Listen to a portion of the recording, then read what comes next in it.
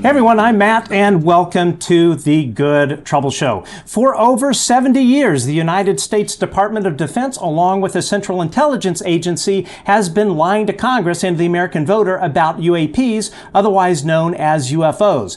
In an attack on our liberal democracy, these government agencies have avoided congressional oversight and engaged in psychological warfare against the American populace, all to convince them that there is, well, nothing to see here in terms of the whole UAP thing.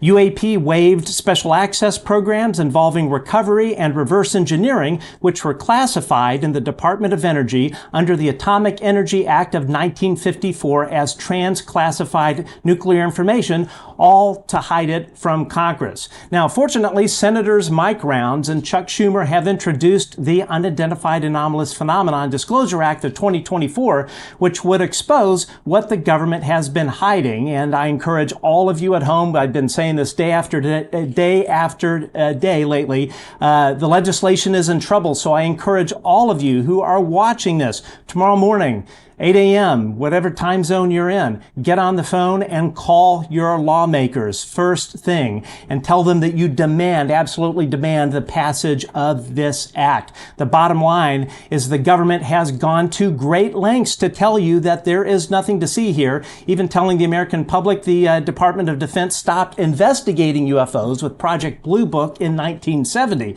Well, guess what? It turns out that that was yet another lie from our government and a long list of dishonest things that they don't tell the American people about. So all of this was blown wide open in 2017 when the New York Times ran the story, Glowing Auras and Black Money, the Pentagon's mysterious UFO program.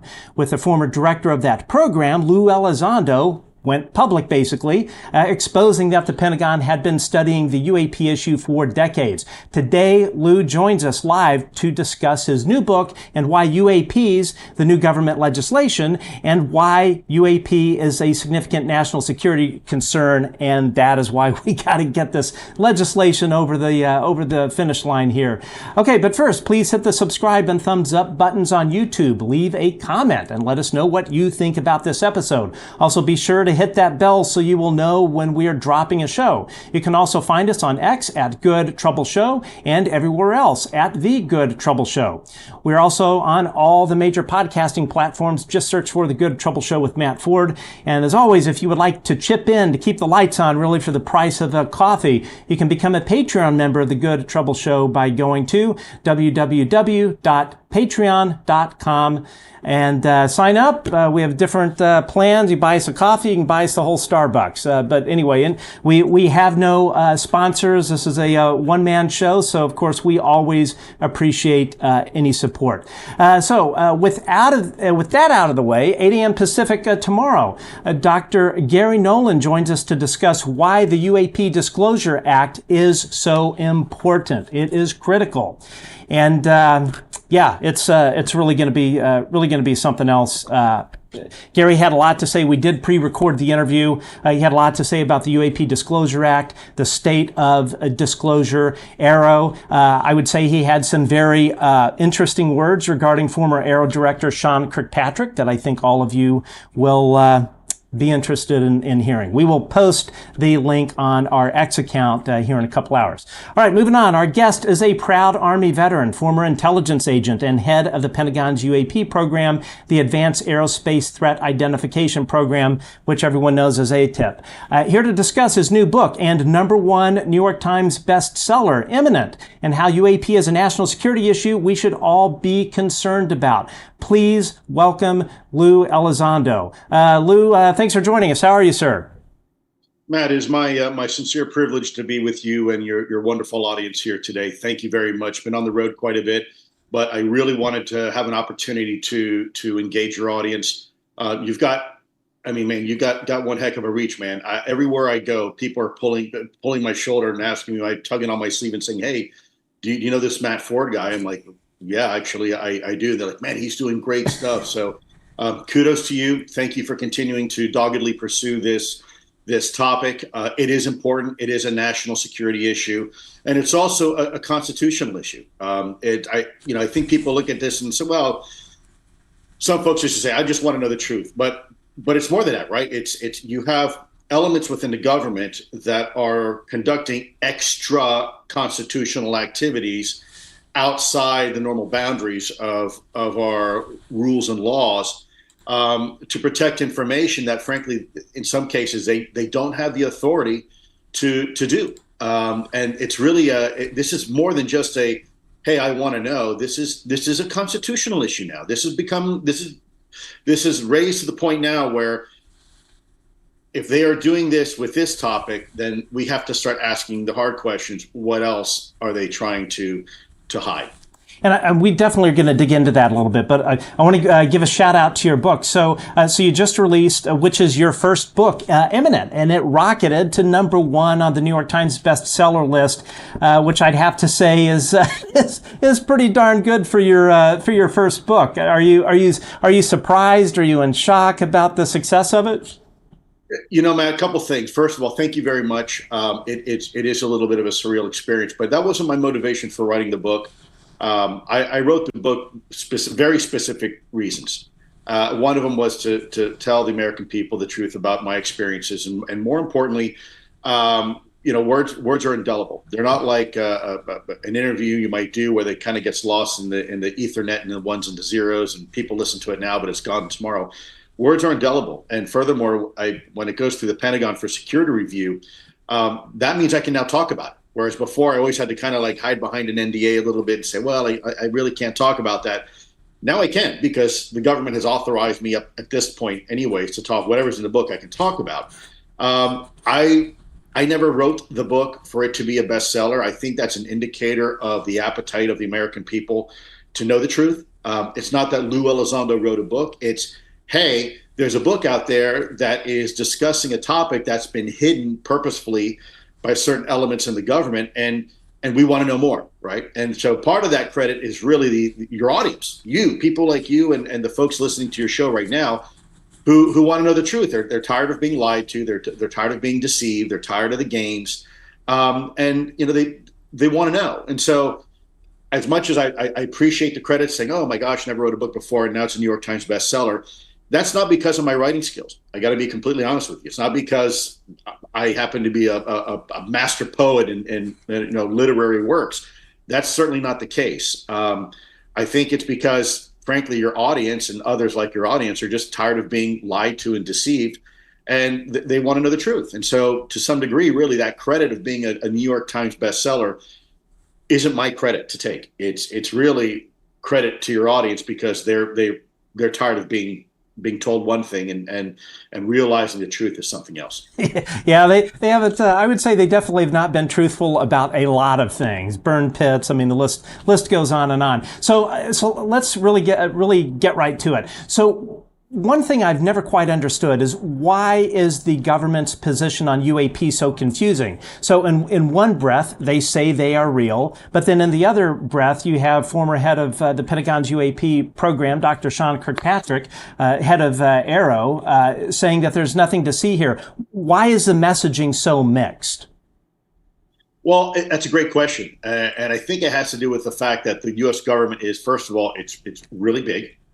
And it's also really fragmented. People think that the U.S. government is this, if you will, this monolithic enterprise, right, that we call the government. But in reality, the government is more like a confederation of different fiefdoms, whether it's Department of Energy, Department of Defense, and the intelligence community. They all have their own interests, and they all have their own authorities, and they all have, and look, this is the real reason why, I got to just tell you why 9/11 happened. People say, well, 9/11 was caused by a bunch of terrorists. No, that was a result of 9/11. The cause was actually because we had information in the CIA, we had information in the FBI, we had information in the DOD, and we weren't sharing that information. And what happened is that now bad guys were allowed to do bad things. And so the government, unfortunately, does not share information and sometimes messaging with itself.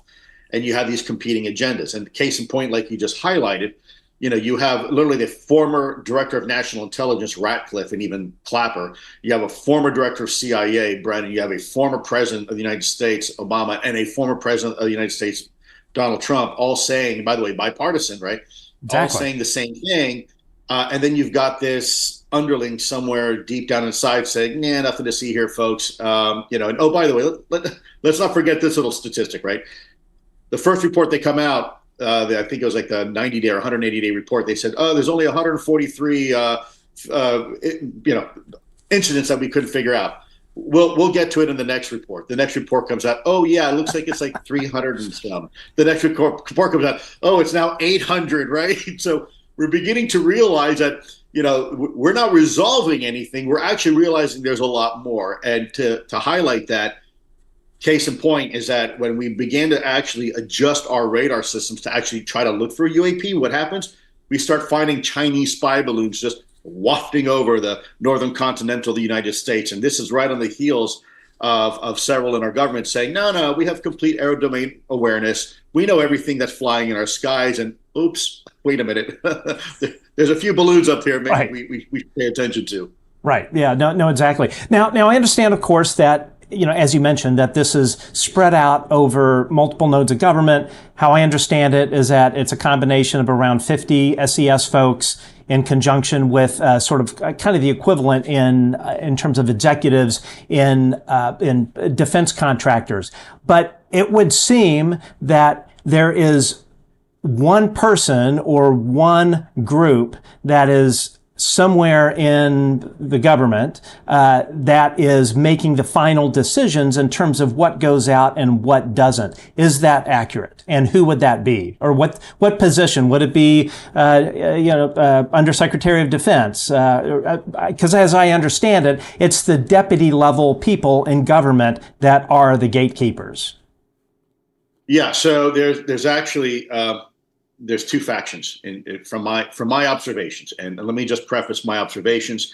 I can't state this as fact. I can only say it based upon my own observations.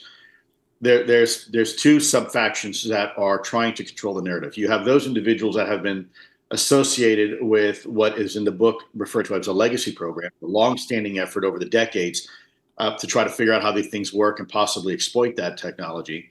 And then you've got another group of people like you see now, the newer folks, like the former director of Aero, who was only there for a little while, trying to say, as of now, there's nothing to see here, folks. And so I think there's a loose level of coordination going on between the two. I don't think it's formalized. I don't think it's overly sophisticated. I think it's more of just of a head nod.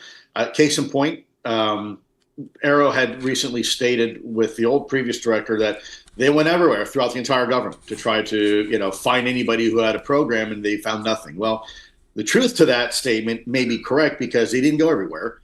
Because I know personal individuals in organizations that came to me, they said, "Lou, they never came by.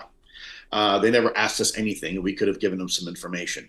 Then you have other folks coming telling me that they came by and they knocked on the door and they said, "Knock, knock, do you have any UFO stuff?" And they looked at them and said, "We're not letting you in here without the proper access." And they walked away and never came back. So there is that. And to me, that's probably more negligence than it is trying to purposeful obfuscation. It's walking around with blinders on and saying, "Well, I don't see anything." Well, it's because you're walking around with blinders on. Right. Perfect. Right. And then you've got the other folks that are saying, "Hey, look, we actually have real investment, real capital in this topic. We have a long-standing emphasis in trying to figure this out, and we don't want to have the conversation yet for several reasons. One could be that criminal culpability. They are afraid that, look, we have lied to Congress, we have lied to the president, we have lied to the American people, and at some point, there's going to be an atonement for that." They're going to have to figure a way out of that because you don't lie to Congress, you don't lie to the president, right? And so the American people, they realize they're going to have a firestorm to deal with. And then you've also got business issues you have to worry about. So let's say you have Company A and Company B, both are aerospace corporations in, let's say, the 1950s, and somebody in the government comes by and gives Company A, slides them some material and say, "I want you to analyze this for me." 10 years later, Company A becomes a multi-billion-dollar company.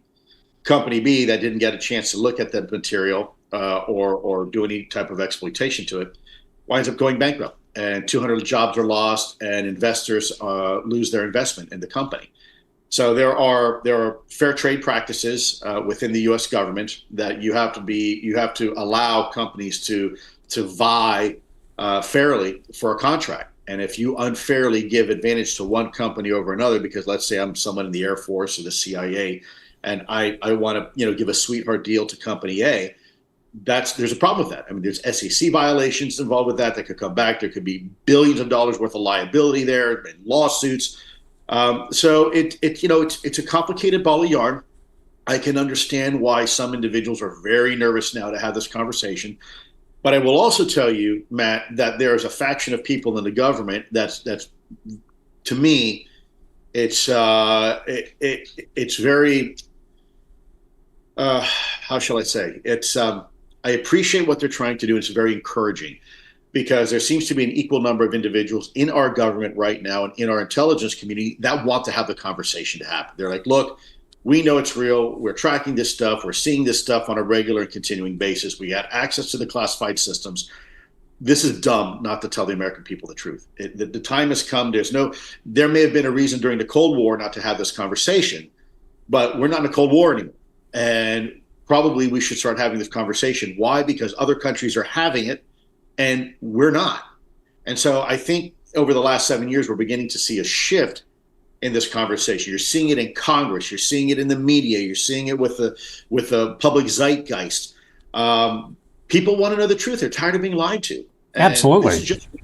You just said it, right? You said, well, whether it's burn pits or it's Iran-Contra or it's Pentagon Papers or it's Afghanistan withdrawal or the use of Agent Orange, and all these other things that the government has time and time and time again, straight up to your face, lied, and then later on they get caught with their hand in the cookie jar. They say, "Oh, sorry, we won't do it again."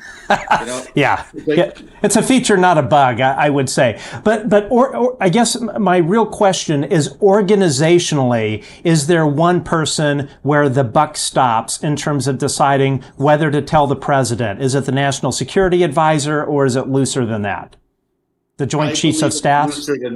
I can tell you what you're saying is accurate, but I don't think they're the decision maker. I think, for example, the National Security Council will make a decision if they want to, bother the president with something. And so that's part of the problem, because, we shouldn't presume or assume anything. From my perspective, the president should know everything.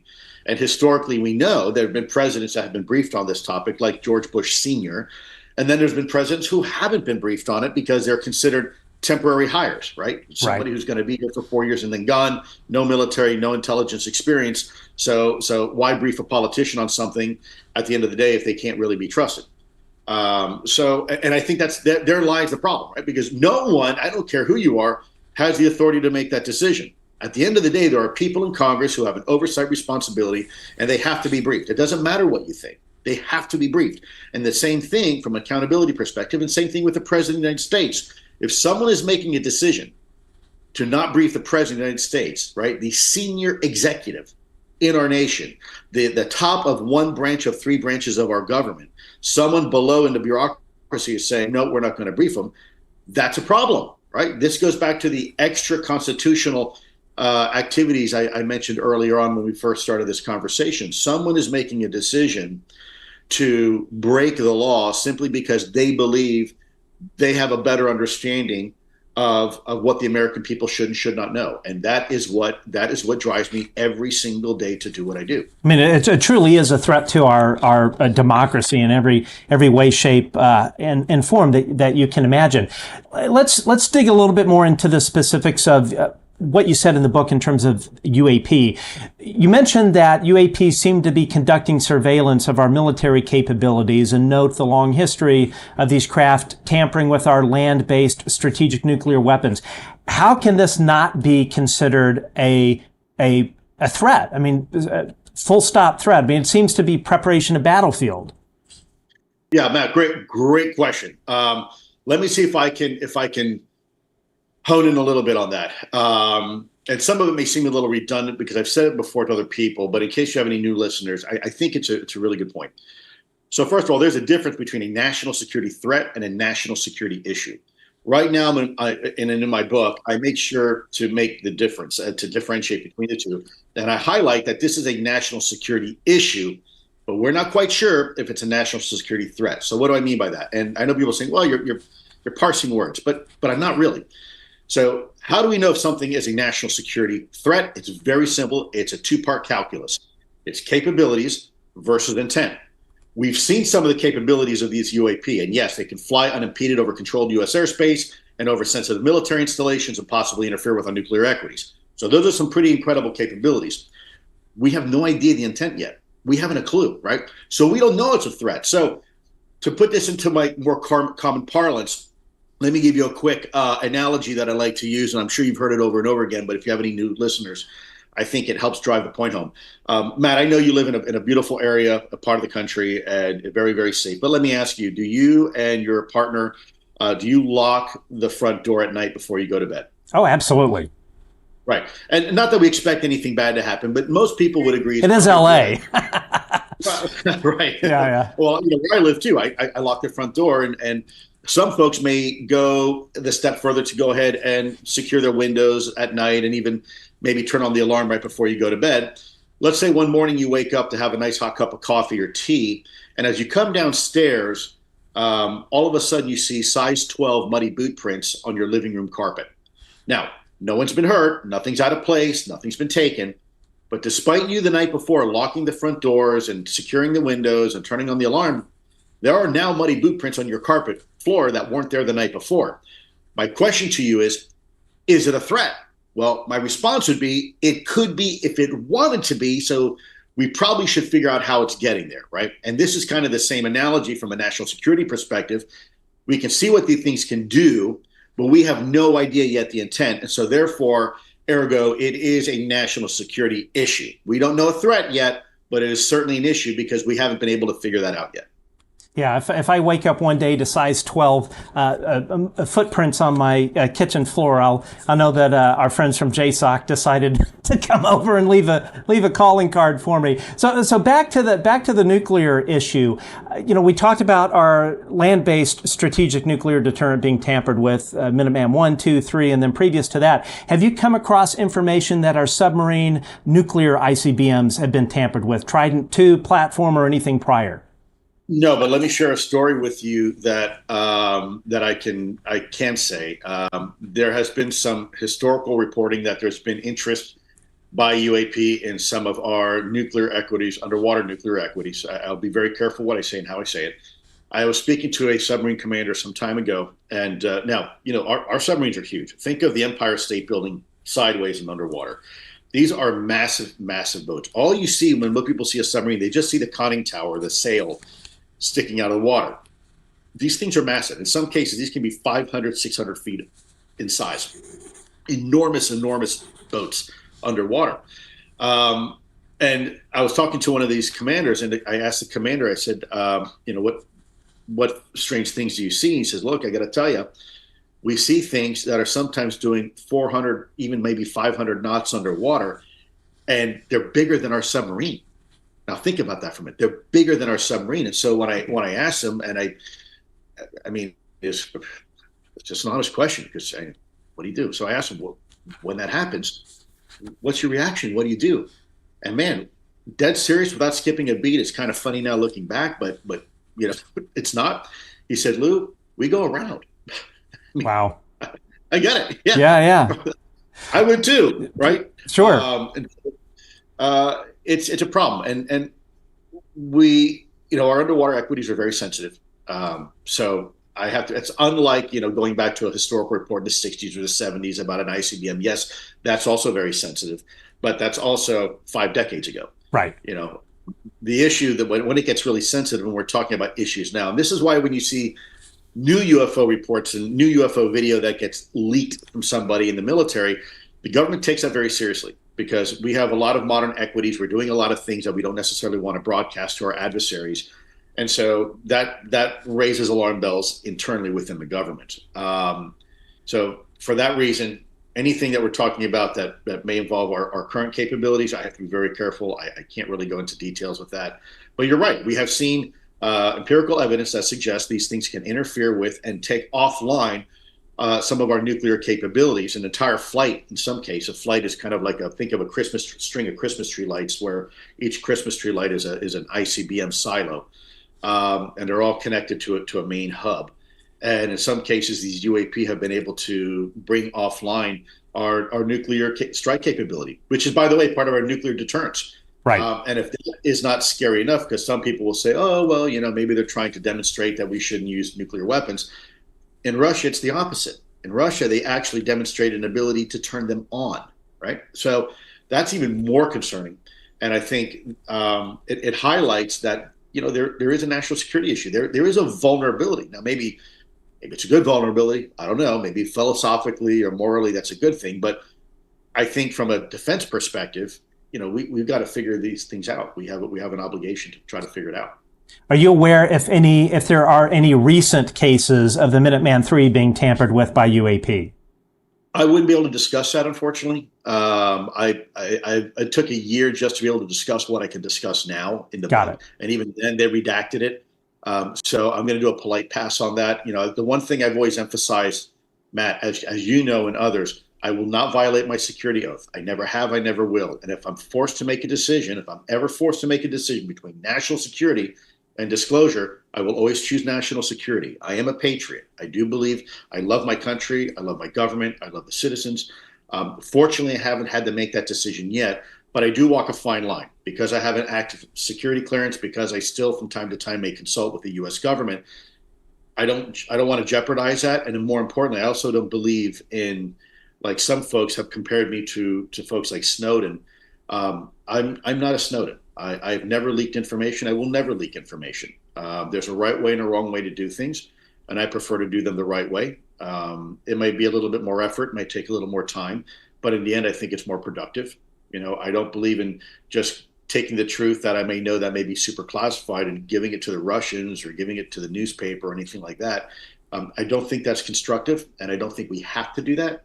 I think we can continue doing it the way we're doing now, trying to get permission, chipping away little by little, getting the government to acquiesce. And look, they've acquiesced a lot. In the last 7 years, they've released videos, and then they released more videos, and now they have an error organization. They're reporting to Congress. They have reports, unclassified reports to the American people. They may not be doing as much as we'd like to see right now, but the machine is starting to move. The gears and the cogs are beginning to turn. The cobwebs are now coming off the gears. And we're now finally having the conversation that we've been needing to have for the last 70 years. So again, I know a long-winded way to talk about, you asked me about any new nuclear weapons being brought offline, but it's important for me to communicate to your audience. If I'm vague on something, it's not because I'm trying to be vague or mysterious.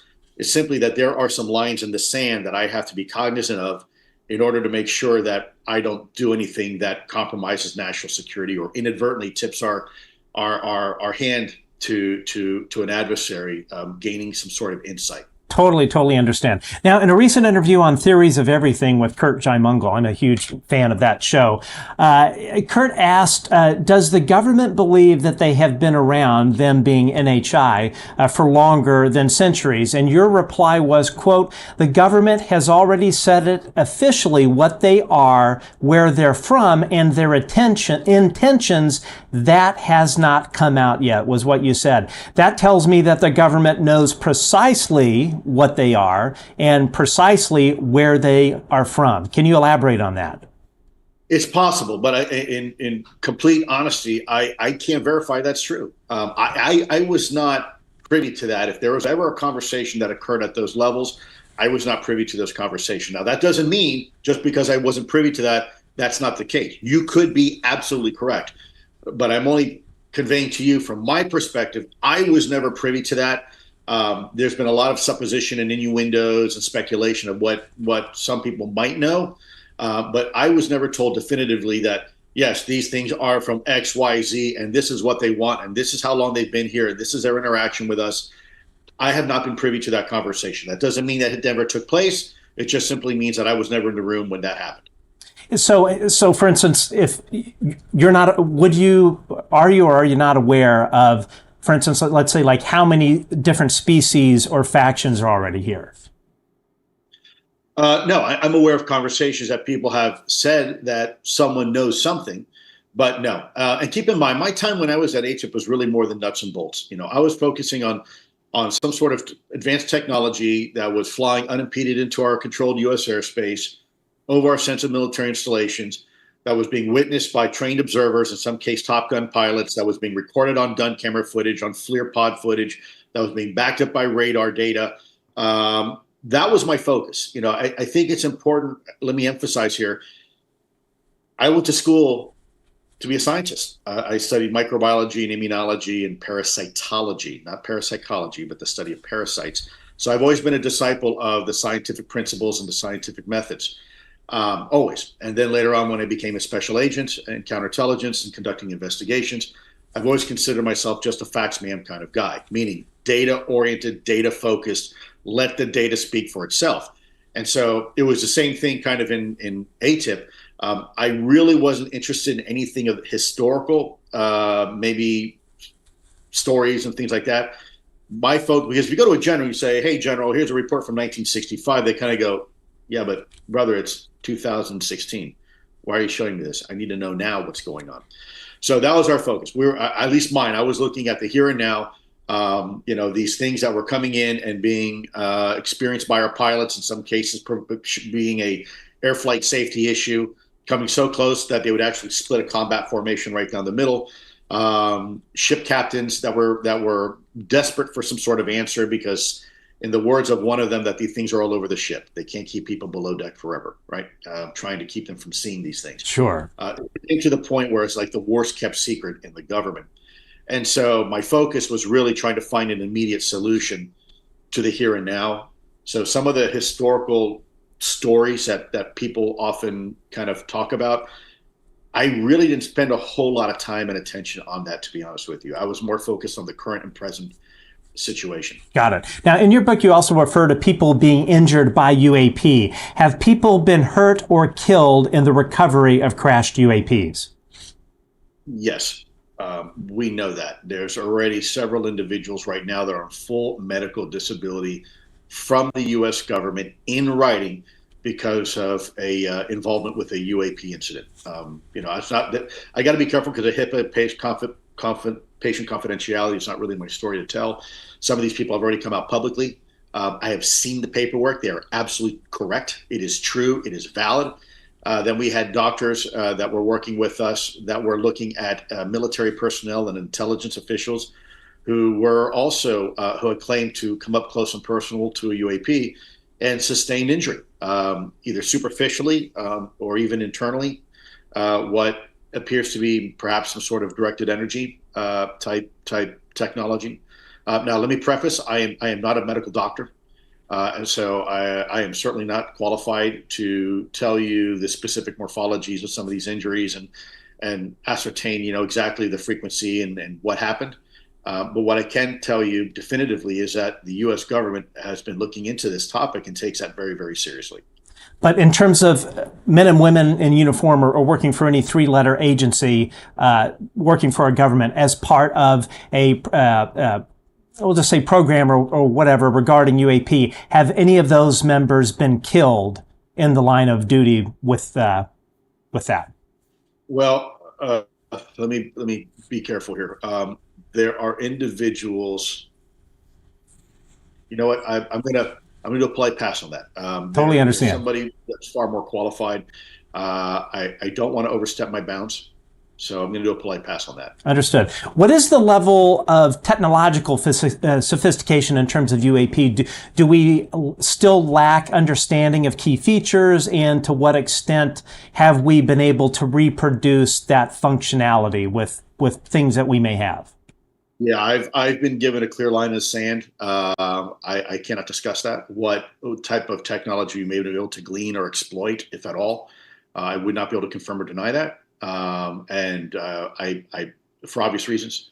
So unfortunately, I'm going to have to polite pass that as well. Forgive me. I know it's probably frustrating to you. No, not at all. But I cannot have that conversation. Yeah, no, of course. And obviously I have to ask these questions, and I completely understand if it's a pass. So some of these I'm certain you're not going to be able to ask, but I want to ask them. Was OSAP or AATIP involved in crash retrieval or reverse engineering SAPs or CAPs in any way, shape, or form, or the legacy program? I am not going to go into anything regarding crash retrievals other than what's in my book. I've been given clearance to talk about that. I cannot speculate one way or the other or confirm or deny when it comes to crash retrievals and exploitation. Again, this kind of goes back to the question you just asked me before. Sure. Please forgive me, but there's a very specific reason why I cannot discuss that, and maybe at some point in the future I'll be able to, but right now I cannot. Have you, in terms of your work in the line of in your government work, have you ever witnessed or touched a craft or been inside a craft during your time at OSAP or AATIP? I have touched material, exotic material. Let's say very specifically, exotic material that at the time we had it could not be replicated, and was analyzed by some very renowned institutions, and they came up with the conclusion that this is material. They don't understand why it was made. They don't understand how it was made, and they conclusively said it was absolutely engineered. And there are very unique properties associated with that material that still remains in some cases a bit of a mystery. Understood. Have you ever viewed in person or photos or video of biological entities of non-human origin? Not of actual biological entities, biological samples that have been removed from another human being. I have seen that several times. One of those is in my book that I discuss a little bit, but there was others as well that I was privy to. Unfortunately, I cannot discuss those because I don't have permission to talk about those other incidents. Can you say, as part of your official work, have you ever personally viewed a craft of non-human origin in any type of facility? I would not be able to answer that question for you, unfortunately. Understood. I do not have permission to address that question. Totally understood, or understandable. Now, there have been some significant rumors of events regarding UAP that may occur within, like 10 years or so. I don't know if it's something coming or a natural disaster. You hear of something big coming down the pike. Have you heard of these claims? And if so, do you have any idea what it may be? Yes, I've heard of them. Yes, I'm aware of them, and I'm not able to have that conversation. Got it. It's not my conversation to have, but I am aware of it. In terms of Congress really being aware of it, we know, of course, we have allies such as Senator Gillibrand, Senator Schumer, Rubio, and others. But there seems to be a certain level of, I don't know if it's willful ignorance on Congress's part. I understand that the security classification guide for UAP is classified at the secret level, which members of Congress would have access to. My question to you is, if anyone in Congress were to request to view the security classification guide and the intelligence product that is classified at the secret level, would it answer the questions they may have in terms of whether this is really going on? Would they get to see sensor data, things of that nature? So let me reiterate the profoundness of the question you're asking me. On one hand, the government is saying, parts of the government is saying nothing to see here. On the other hand, there is a written security classification guide covering UAPs. Catch my drift? Absolutely. You don't have a security classification guide unless something is real. Doesn't work that way. You only have a security class guide if something is real, right? You don't classify fake stuff, imaginary stuff. You only make a classification determination if you have a real program and you have real technology and real things you're trying to protect. So think about that. Should Congress have access to a security class guide? Absolutely. Does one exist? They've already said it does. So, therein lies one of the obvious questions. Why hasn't anybody said, hey, wait a minute, you're saying there's nothing to see here and you have a class guide on UAP? What? I mean, what are you talking about? But in terms of a member of Congress, if they were to tell their chief of staff, you know what, I want to see this class guide. Because you have need to know. So, right. So not just because you have a secret clearance doesn't mean you have access to everything secret. Right? Okay. There's this requirement, what they call need to know. Now, if it's in your job jar, let's say you're part of an oversight committee for, let's say, federal aviation and safety, or maybe you're part of a committee for the defense oversight, or you are part of a committee for the Armed Services Committee, or the Permanent Select Committee on Intelligence, then yeah, you should you need to know, and you should be able to see that class guide for yourself and read it yourself. I think that's a great suggestion. I think right now we should ask Congress, hey, if you are in a need to know, why don't you take a look at that class guide, review it, see what you think. So it definitely would be beneficial to anyone that would look at it in terms of in the legislative branch. Absolutely. Cool. Heck yeah. And by the way, there's stuff in there that says it's unclassified, or whatever those sections are, that should be made public to the American people. Say, these are the things we can't talk about, right? Regarding, if it's unclassified, you've got stuff that's classified. Okay, fine, we're not going to tell the American people. But the stuff that's unclassified, I would say, release that part of the security class guide that is unclassified in itself, so we all know what people can talk about. Exactly.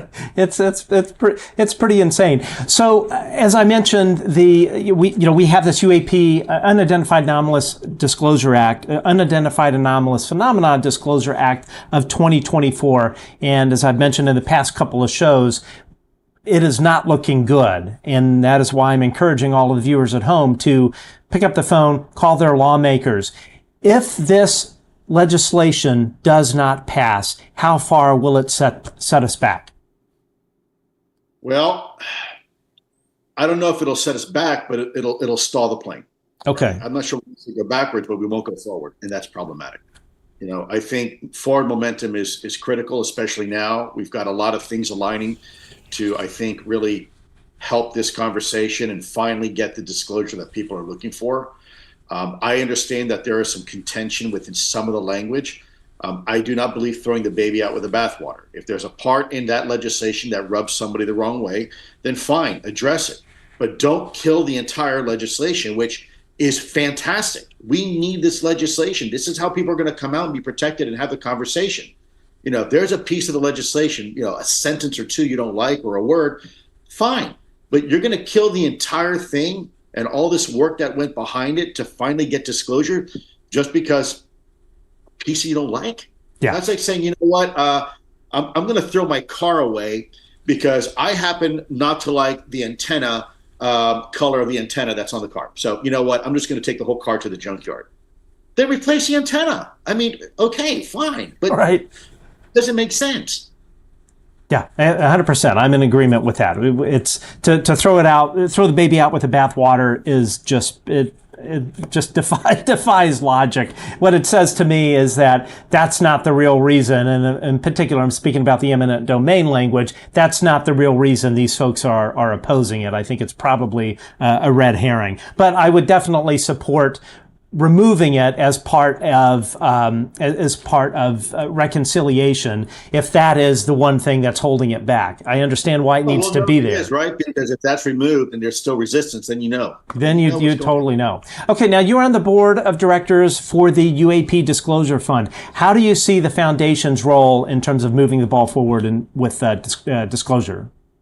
Well, I think it's vital. I think it's a way to advocate, to allow people to know that if you support disclosure for the UAP topic, that you will have support. You will have support in various different ways. Now, let me be clear here. As a member of the board on the UAP Disclosure Fund, I don't see a penny. I don't get paid anything. So I put a lot of work into it voluntarily, but I don't get anything out of it. But what we do get out of it are other people to potentially be protected who want to come out, and whether you're a whistleblower or you need a legal service done to protect you from retribution, that's worth it to me. That's worth it, because there are people out there that saw what happened to Dave Grusch. They saw what what the Pentagon tried to do to me, and they're scared. They're scared. They do not want to come forward because they are afraid of what happened to us and will probably happen to them, and that there'll be some sort of knee-jerk reaction by someone in the government to try to discredit them, try to put out BS stories, or try to leak their medical records like they did with poor Dave Grusch. And it's nasty business. And these guys have families, these gals have families, they're paying their mortgage. They don't want that type of attention, And so if you want them to come out and have the conversation with Congress and the American people, you got to protect them. Yeah. And so that's why UAP DF, the program that we're part of, is so important.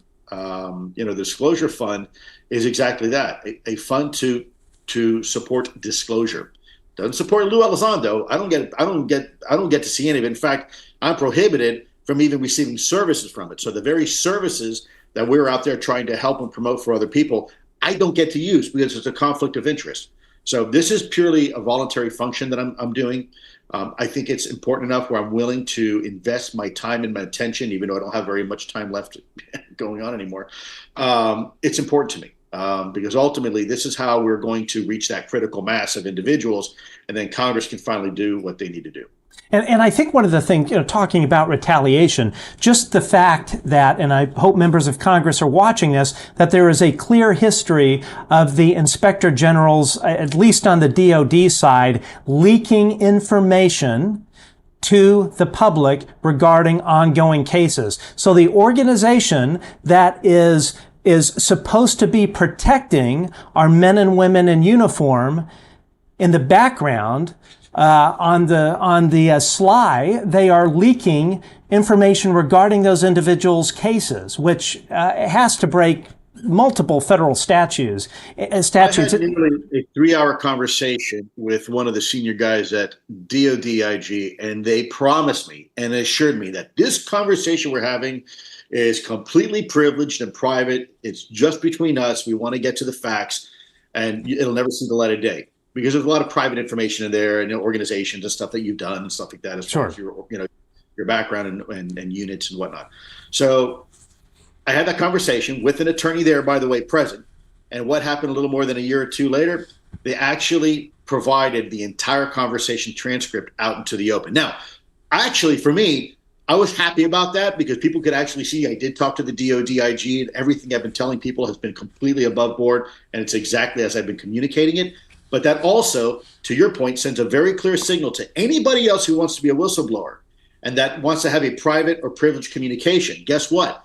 It ain't going to be private and it ain't going to be privileged. Now, had I have done that while I was in DOD and I had someone sign paperwork and said, this is Privacy Act of 1974 information, it won't be shared publicly, blah, blah, blah, and I broke that, the DODIG would be all over my ass and I would be in trouble. And yet the DODIG itself is guilty of the very same thing that they're responsible for enforcing to the Secretary of Defense. So it is beyond, at this point, I think anybody's doubt that there is a clear agenda here to tell people, don't report this stuff. Yeah. And if you don't report it, then we don't have to worry about it, right? Nothing to see here, folks. Yeah, that sounds about right. They're doing the same thing with Havana syndrome as well. It's it absolutely enrages me that the people that have given everything put country before self and made these sacrifices. The Department of Defense, the intelligence community continues to throw them under the bus. There's nothing more un-American than that. That's because they believe at this point that the American public are sheeple. And that, we will just continue to toe the line and all the way to the slaughter. And we don't really care about sticking up for our rights and that our individual rights and freedoms don't really matter, and these people in government forget that this is a government for the people and by the people. These people in government forget that they are servants of the people, not the other way around. And I got to tell you, that's a dangerous mindset to have. When you start making decisions on behalf of the American people, that's not in the public's best interest. And you are doing things unilaterally, making decisions unilaterally. Hey, you know what? Those are dangerous times. Absolutely. Now we only have. Oh, sorry to cut you off. Yeah, so we only have you till the top of the hour, so I want to get to some audience questions. I've spoken on this program before about how, at least in terms of materials, everything related to UAP is classified within the Department of Energy under the 1954 Atomic Energy Act, and I believe it's classified as special nuclear material. Bill H. asks, how is the government able to hide UFO information under the nuclear energy controls in the Department of Energy? It seems like that is a misuse of that classification authority. Well, technically, anything that reaches a certain level of radiation emanations is protected by that and now follows under the authority of the Department of Energy. Those rules were created early on during the atomic age and when we started transitioning from the atomic to the nuclear age. They were designed in order to protect certain trade secrets from getting in the hands of adversaries. The problem is it's been interpreted in a way now to also potentially obfuscate the UAP topic and hide information under there. Look, I've never said this publicly. There's a guy who I know he's dead. He was a very senior person. He was a special agent in the Department of Energy.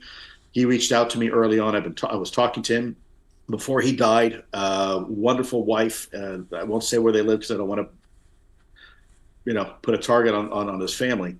But he was also in the IG, the Inspector General, and he was ready to go full open kimono. He told me, he's like, man, I want to come out. I want to tell everybody what I know.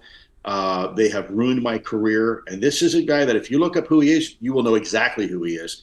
And he died during COVID, of apparently COVID. And this is a guy who was actually healthy. His wife was a medical doctor, right? So go figure that.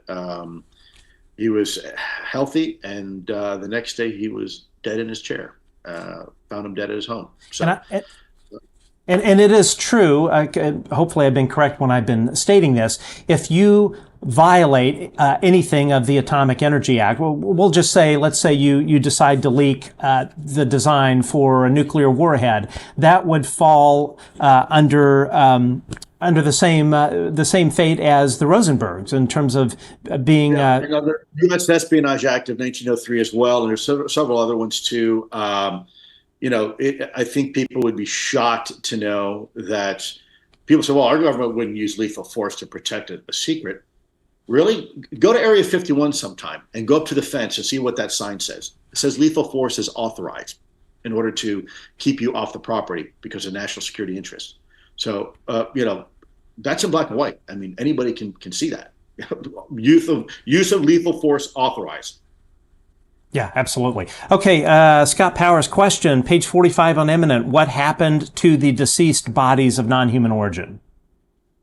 So they were taken to a secure military installation, which is not uncommon because so people need to understand that when the U.S. government or the Department of Defense gets involved in something, or the Army, they usually secure things at a military installation. Now, why is that? Well, because it's federal property. It doesn't belong to states and local authorities. They have no authority on these federal lands. And so what happens is you have the Army or Navy or whoever else is involved, Air Force, they will take and secure things on a federal installation because they can control the security, they can lock it down, and then they can decide to do what they want to do with it. So these bodies were brought into U.S. government control, and then from there, allegedly parsed out and studied.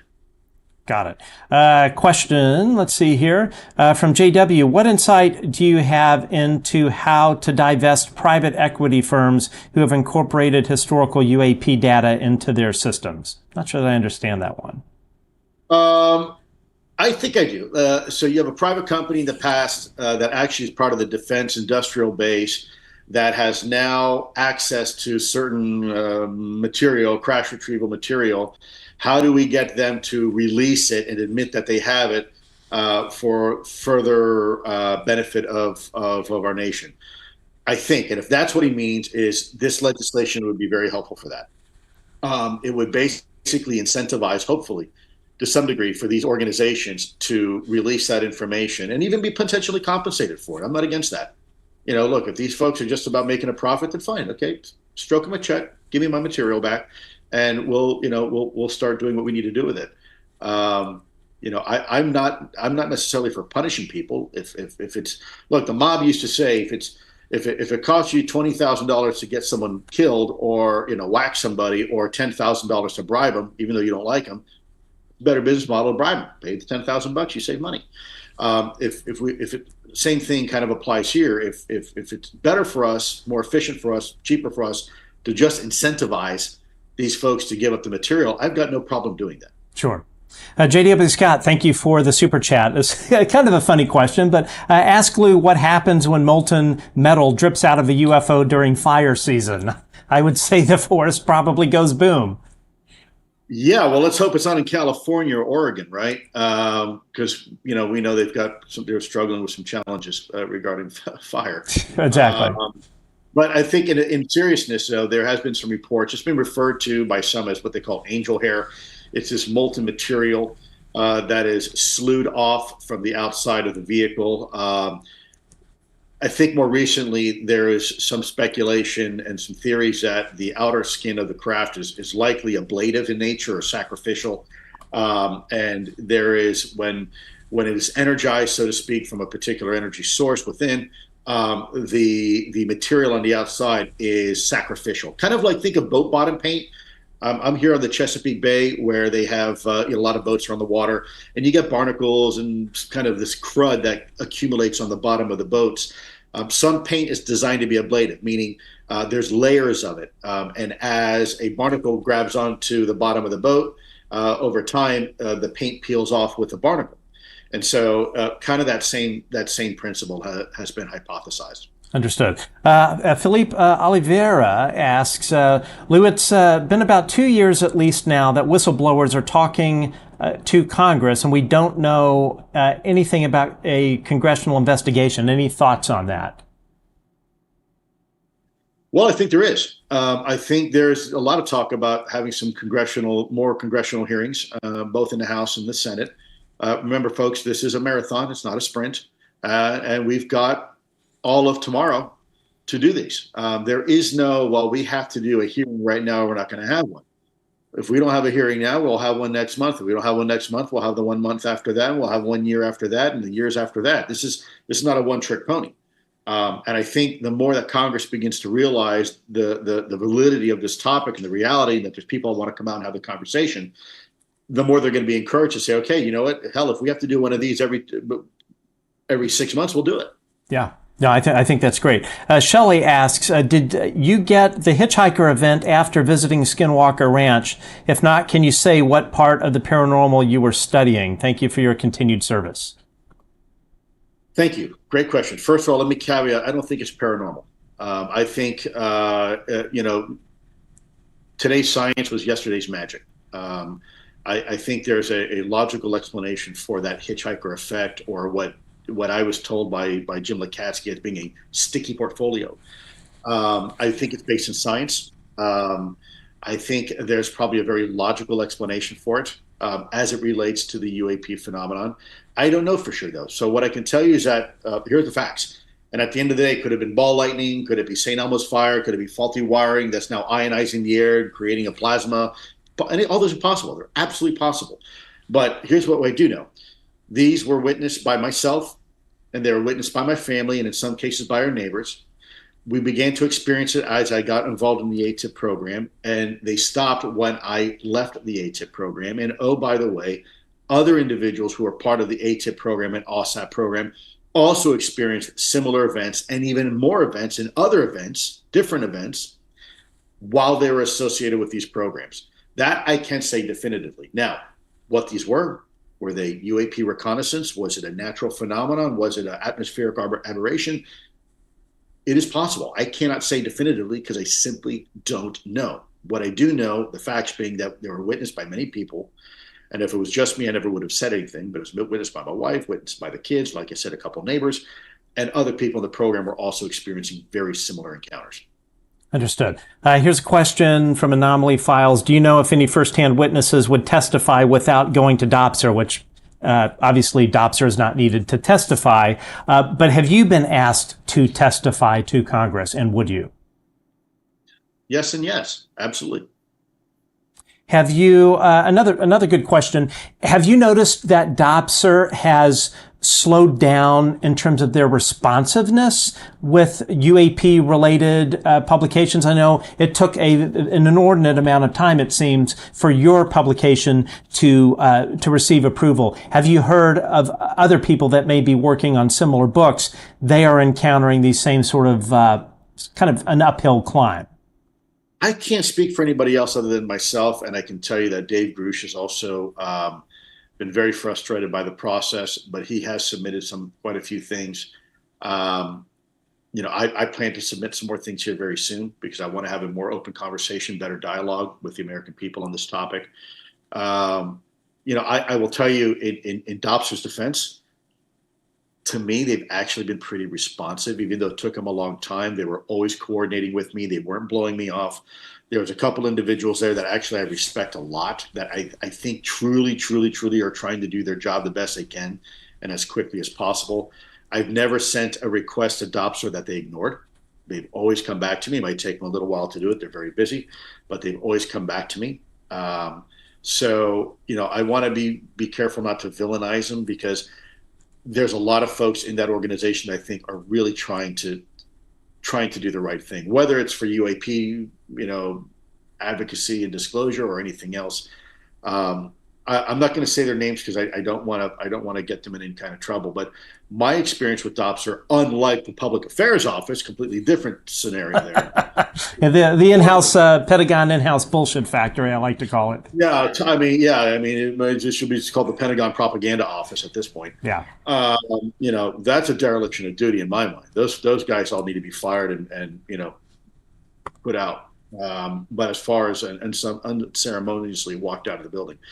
But DOPSR has been a different experience for me. Good. They've got a tough job, and they've got to find out who all the original classification authorities are, who are all the information owners, and then try to get approval and try to negotiate that. And a lot of times the organizations say that no, we will not release it. And then DOPSR's got to come back and actually fight on your behalf and say, look, actually, you can't say no just because you don't like the information. That's it. You can only say no if it's classified. Which, as you can see in my book, there's still portions in there they didn't want people to see, but a lot of it was released, and so I'm pretty grateful for that. If you have a few more minutes, I know we have you till 11. I've got one or two more questions. If you're good, this is a really good one from Flap Around FPV. Ask Lue if everyone in the know has been bargaining and positioning themselves to benefit financially into the future, and whether that is hindering the process. Oh my gosh. I can't speak for anybody else. Forgive me. My daughter's dog is over here barking right now. So as you hear that, I know I'm on live right now. So forgive your audience out there. Please forgive me for this. I can't control him. He's a feisty little German Shepherd and gets excited sometimes. Look, I can't speak for anybody else. I know, certainly from my perspective, I'm not. I went through hell to get to where we are today. My wife and I lived in a trailer and had to literally dig our own septic. So if someone's trying to profit from this, shame on you, because this is not about profiting. This is about telling the truth. You want to profit, go be a banker, go be a lawyer, go do something like that. But don't do this. Have there been people, though, that try to? Sure. There's people right now. If you go out on social media, you'll see there's people out there, trying to charge you $10,000 for a UFO encounter, and then, later on gets found throwing flares out of an airplane, so. Yeah, there's a lot of, people out there that don't really have very good scruples. Totally understandable. Last question for you. So I've been aware of specific things that have happened to people such as yourself and David, which is just absolutely enraging. Intimidation, physical intimidation, etc., harassment. This question comes from ASHZILLA.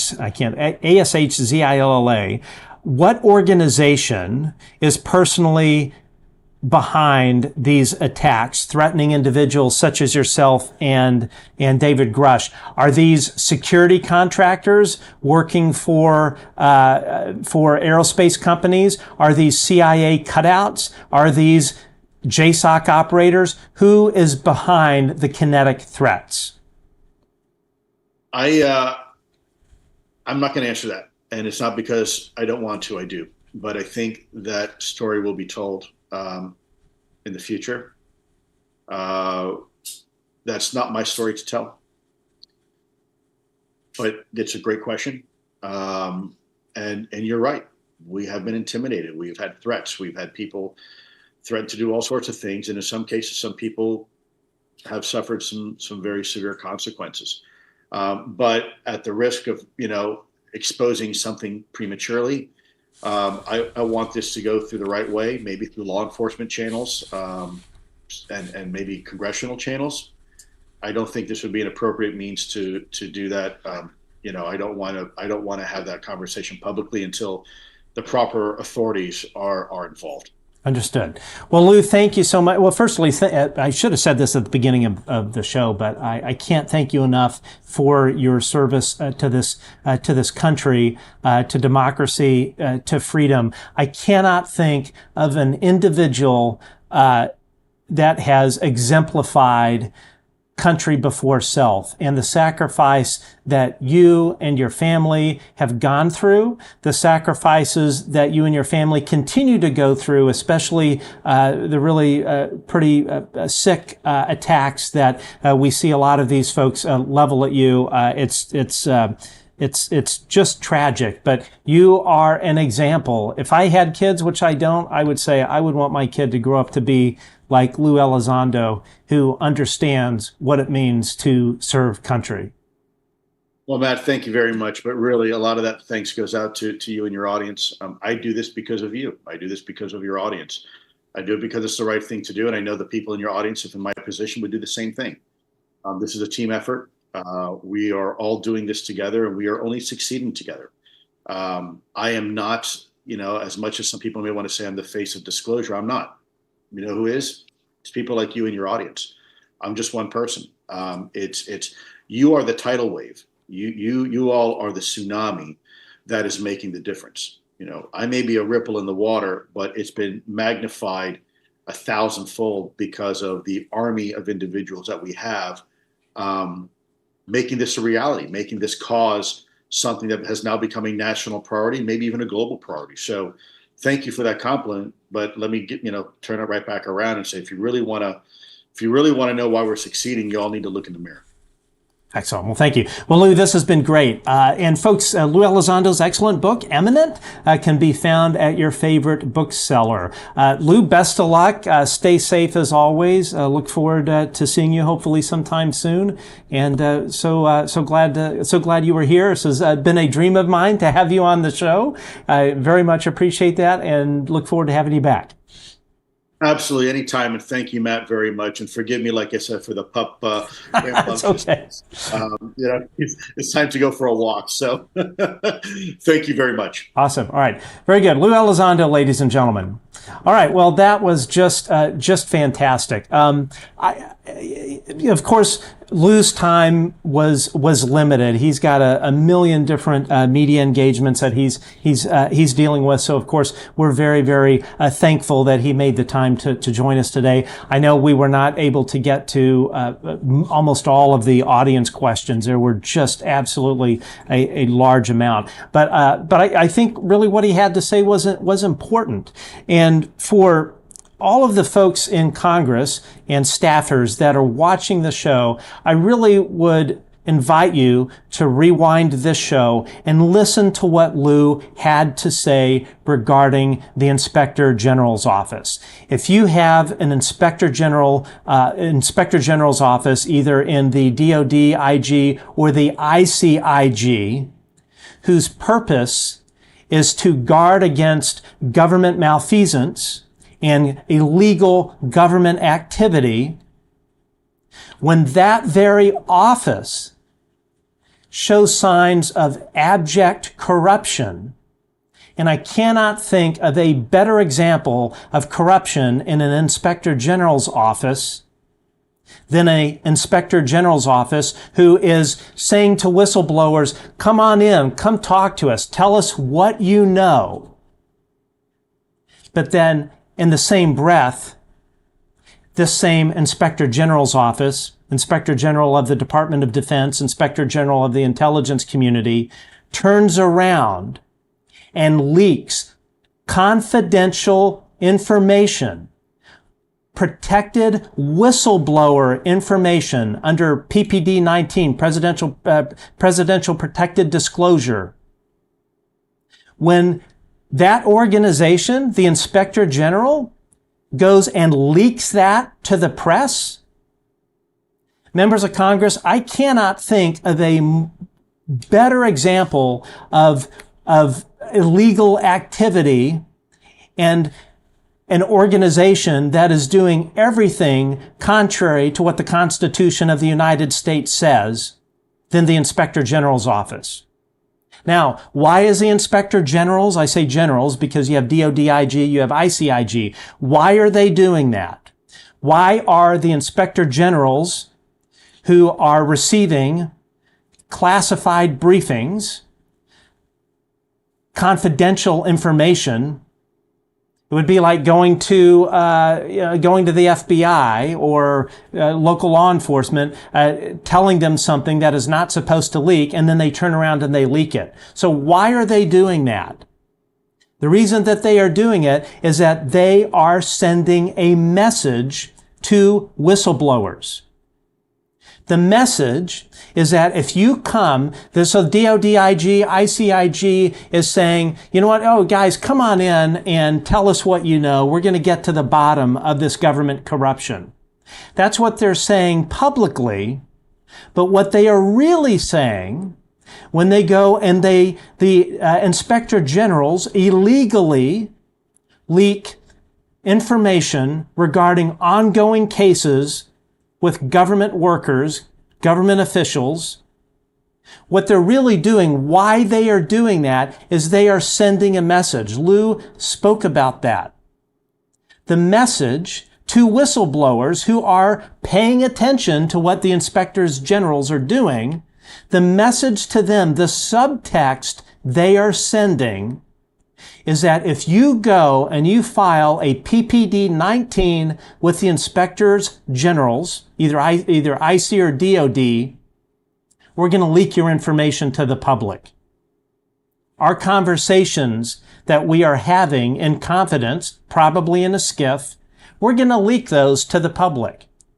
So the message to these whistleblowers from the inspectors generals is, we don't really want you to come in and tell us a damn thing. That is what they are up to. So for all of you in Congress, our lawmakers, the people that we sent to legislate and have oversight, constitutionally mandated oversight of the executive branch, you guys have to look into that. Because if you have a corrupt justice system within the Pentagon, within the Department of Defense, and a corrupt justice system within the intelligence community, by this I mean the DODIG and the ICIG, then there are no guardrails. There are no guardrails for illegal activity, which we know highly illegal activity has been conducted by the CIA, by the intelligence community, by the Department of Defense. So that organization, the DOD, IG, ICIG, that is supposed to protect against that, it's a farce. It's a shill. It's like a not a Ponzi scheme, but you know, the thing where they hide the people that do the street betting thing and hide things under shells. That's exactly what they are doing. We're seeing that as well with Havana syndrome. The CIA has been lying to Congress about what they know about Havana syndrome that happens to be classified under the 1954 Atomic Energy Act as well. They are hiding that. They are also messaging to Havana victims, do not come talk to us, because if we do, you're going to receive retaliation.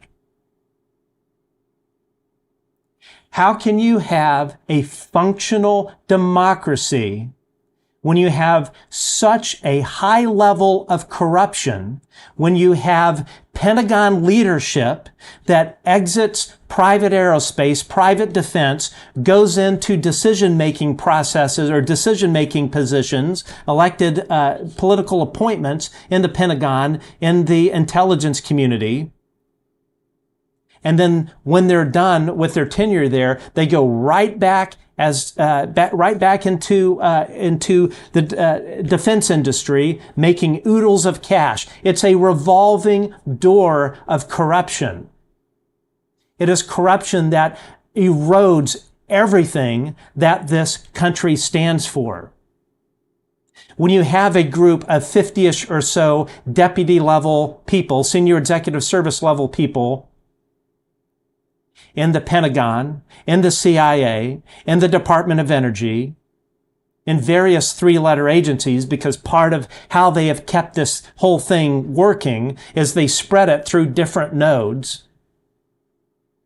And then they're doing this in collusion with private defense contractors.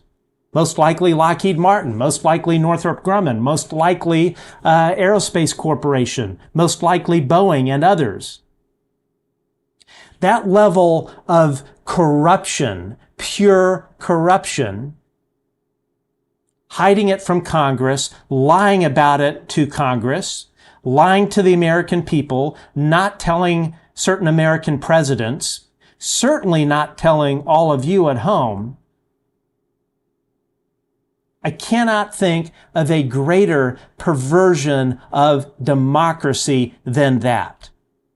And the crazy thing is that they know that we all know this. They know that this ball of yarn is unwinding. It blows my mind. But really, the biggest thing that I would say to all of you at home, especially all of you on Capitol Hill that are watching this, is to ask yourself, what kind of country do we have? What kind of democracy do we have? What kind of country do we have when the Pentagon and the CIA and CIA Office of Global Access, Joint Special Operations Command, security contractors working for private aerospace? What kind of democracy do we have when all of those entities engage in retaliation against government whistleblowers? What kind of country do you have when the very organizations you worked for, be it the Pentagon, the CIA, FBI, whatever three-letter agency is, what kind of country do we have when those individuals either are injured by UAP or threaten to whistleblow regarding a program, or they do whistleblow regarding various SAPs and CAPs? What kind of country do we have when those organizations retaliate against our men and women that have worn the uniform? What kind of country do we live in when members of the State Department and other three-letter agencies, while on duty assignment overseas, were attacked by Havana syndrome and have incurred physical damage to their body? But if they refuse to go tell the CIA about it, then they're not covered. Because they know if they go and whistleblow, they are going to receive retaliation. At the end of the day, you have to ask yourself, all of you in Congress, is this what our country is supposed to be? Is this an executive branch that is running rogue, completely flying in the face of congressional oversight? They do not want any of you in Congress to be looking into this. They want this to go away. They do not want you to ask questions. But you have to stop and ask yourself, all of you that we have sent on Capitol Hill to legislate on our behalf, what is going on with our country? What is going on when the Pentagon, the Department of Defense, the intelligence community retaliate against government whistleblowers? What kind of country are we living in when the inspector generals leak classified, privileged information regarding whistleblower cases to the press? It's disgusting. It flies in the face of our Constitution. And you cannot have a democracy when you've got this group of this level of corruption going on and deciding for all of us, which is not their place, deciding for all of us whether we get to know our true place in the universe. And if anyone speaks out against them, anybody that has dealt with the UAP topic as part of their professional portfolio in the United States government, when they receive retaliation, when they receive death threats, when they are harassed by drones flying outside of their homes, members of Congress, it is time to put an end to this. Enough is enough. We sent you to Capitol Hill to represent all Americans, regardless of political party. It is time to step up, take back your power, take back your constitutionally mandated power of oversight of the executive branch. Because I can tell you, doesn't matter if it's Democrat or Republican that is in the executive branch, what is going on there is illegal, it's wrong, and it's un-American. And only you on Capitol Hill can step up and do your job and finally put an end to this. What's going to happen is the Pentagon is going to tell you they haven't found anything. Arrow is going to tell you, we've investigated all of these cases. There's really nothing to see here. Why are they telling you all of this? Because they want you to stop looking. They want you to stop digging. People are afraid of going to federal prison. That is why they are lying to you in Congress. Full stop. So when they tell you these things, when you see the inspector generals leak classified or privileged information regarding ongoing whistleblower cases, when you hear of the Pentagon and defense contractors engaged in physical threats of physical violence against whistleblowers, you need to stop and say to yourself, am I going to just kick this can down the road like my predecessors in Congress did? Or am I going to stand up for the Constitution and do what is right for this country? Because I, as a legislator, want to leave this country in a better place for my children than where it's at now. That's what it's about. It's about truth. It's about being true to the Constitution. And it is about what is right. Because this cannot continue to go on. All of you watching at home, I encourage you to tomorrow morning, call your legislators. Call your congressmen, your congresswomen, your senators. Call these sponsors of the UAP Disclosure Act, the senators that are the sponsors of the UAP Disclosure Act, and demand that this legislation pass. In closing, I have a message to Travis Taylor, to Brandon Fugel. This UAP Disclosure Act, I understand that you have an issue with the eminent domain language. I personally have concerns about the eminent domain language. I'm a capitalist.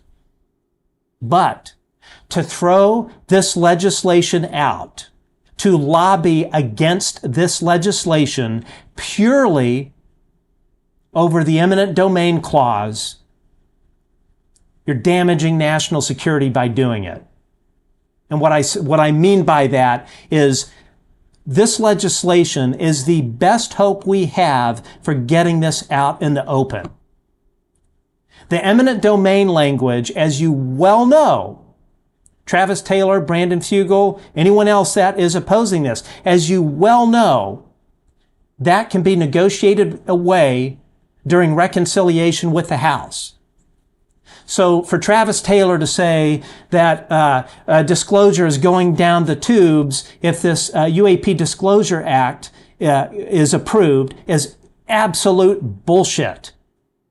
It is bullshit. If you have a problem with the eminent domain language, fine. I understand. I'm with you on some of that. But lobby for this legislation to get through the Senate. Let's get it through the Senate. And then when it gets to the House, then let's negotiate. during the reconciliation process, if you have not changed your mind on eminent domain, or if there has not been a modification of the eminent domain language within the bill, okay, fine. Then do what you're going to do. But I would just say, let's get this thing at least to the House, and then let's negotiate during reconciliation about the eminent domain language. Travis Taylor, Brandon Fugel, Jay Stratton, I don't know where you are on this, but let's not lobby against it. Let's get it to the House, have an honest negotiation.